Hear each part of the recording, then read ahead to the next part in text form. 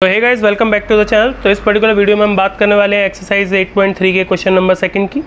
इस question number second के अंदर आपको दे क्या रखा है कि right all other trigonometric ratios of angle A in term of sec A. मतलब इसका आसान भाषा में इसका मतलब ये कि जो ट्रिग्नोमेट्रिक की सारी रेशियो है ना, मतलब कि और मतलब एंगल ए से मतलब है कि जैसे sine A, cos A, tan A, cosec A, cot A, तो उन सबको हमारे को सेक की फॉर्म में लेके जाना है। तो ये इस क्वेश्चन में हमारे को बोल रहा है। तो अगर हमारे को इस तरीके से ये क्वेश्चन दिया हुआ है तो आपको समझ में आएगा ना कि ये जो एंगल ए से परेशान नहीं हो रहा है। एंगल ए यही बोल रहा है ट्रिग्नोमेट्रिक रेशियोज ऑफ एंगल ए, मतलब कि कल को आप ये सोचो कि साइन लेना तो क्या थीटा लगाना है क्या उसके आगे, वो इसीलिए कन्फ्यूजन दूर करने के लिए आपको कन्फ्यूजन दूर करने के लिए बता रखा है कि एंगल ए आपको इस तरीके से लेना है। तो हमारे को करना किसके इसको है, साइन, कोस, टैन, इन सबको करना है। बट एक चीज़ अगर हम देखें तो सबसे पहली चीज़ स्ट्रेट फॉरवर्ड क्या दिख रही है कि कोस को तो बहुत ईजी है करना, क्योंकि कोस तो सीधा सीधा क्या होता है 1/sec ही होता है ना।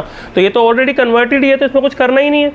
तो यहाँ पे सीधा सीधा इसको कर देते हैं। तो कोस, तो इसमें मैं पहला लिख देता हूँ। तो जो कोस ए है वो तो सीधा सीधा कन्वर्ट हो गया 1/sec ए के अंदर, राइट। ये तो हो गया काम खत्म। क्यों? क्योंकि ये तो इजीली हमारे को पता ही था पहले से कि ऐसे ही होता है। फिर नेक्स्ट की बात करते हैं। अब जो नेक्स्ट है वो कौन सा हो जाएगा, उसको हम ले लेते हैं। अब जैसे अब मुझे साइन को भी कन्वर्ट करना है, तो साइन के लिए हमको ये मालूम है कि sine square A plus cos square A equal to 1 होता है। तो अब मैंने आपको बताया था पिछली एक्सरसाइज के अंदर, पिछले क्वेश्चन के अंदर, कि ये इससे आप इसे कन्वर्ट भी कर सकते हो। मतलब अगर मुझे साइन की वैल्यू निकालनी है तो ये 1 माइनस कोस स्क्वायर ए भी हो सकता है।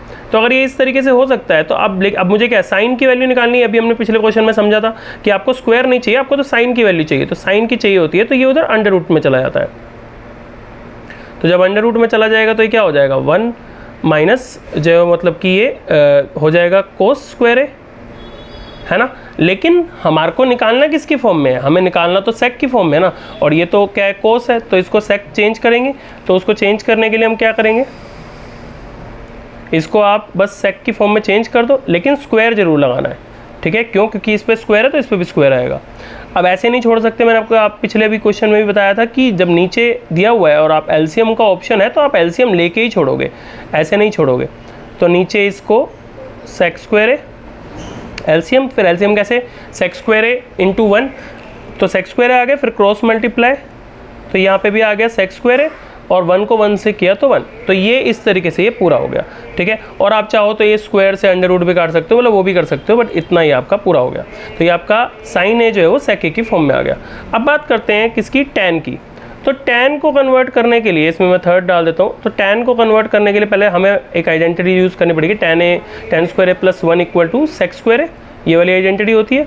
तो इस आइडेंटिटी के अंदर अब हमारे को निकालना क्या है, टैन निकालना है। तो अगर टैन स्क्वायर ए निकालना है तो ये जो सेक स्क्वायर है इसमें से 1 जो है वो माइनस में चला जाएगा, और साथ ही में जो टैन निकालना है तो टैन इक्वल टू क्या हो जाएगा, सेक स्क्वायर है माइनस 1। तो हमारे को इसे सेक की फॉर्म में तो करना था, तो ये सीधा सीधा निकल के आ गया।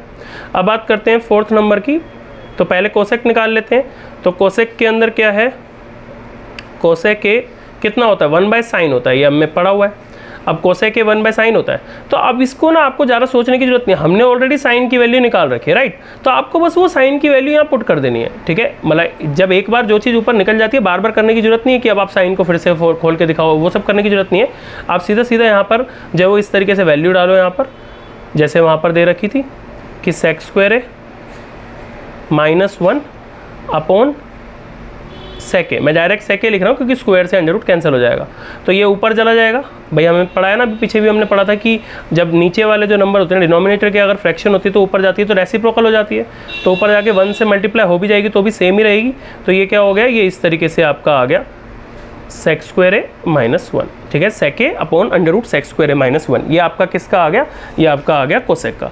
अब रह गया लास्ट कोट। तो कोट के लिए जो हम जानते हैं कि कोट ए क्या होता है, कोट ए होता है कोस ए अपॉन साइन ए, ये होता है।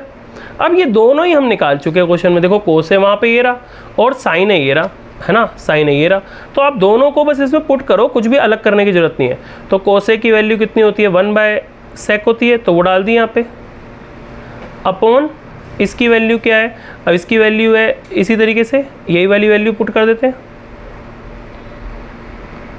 तो सेक स्क्वायर है -1 अपॉन सेक ए, ठीक है। वही वाली बात, ये स्क्वायर से अंडर रूट कट गया।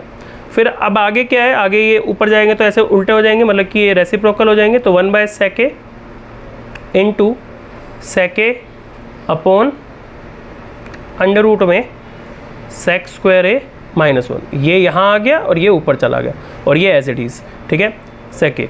तो ये sec a से ये sec a कट गया, तो हमारा निकल के क्या आ गया, ऊपर रहा 1, तो 1 अपॉन sec स्क्वायर a -1। तो आप, आई होप आपको ये समझ में आ गया होगा, और अगर वीडियो अच्छी लगी तो इसे शेयर करना, लाइक करना, सब्सक्राइब करना, और नेक्स्ट क्वेश्चन नेक्स्ट वीडियो में।